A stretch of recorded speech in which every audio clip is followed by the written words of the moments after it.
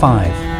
American Airlines Flight 191, 1979. On May 25, 1979, American Airlines Flight 191, taking off from O'Hare Airport in Chicago, lost an engine and crashed near the airport.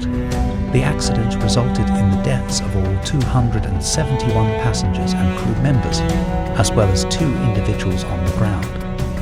The crash was caused by structural failure in the engine and improper power control. It is important to note that airplane accidents are rare and tragic events.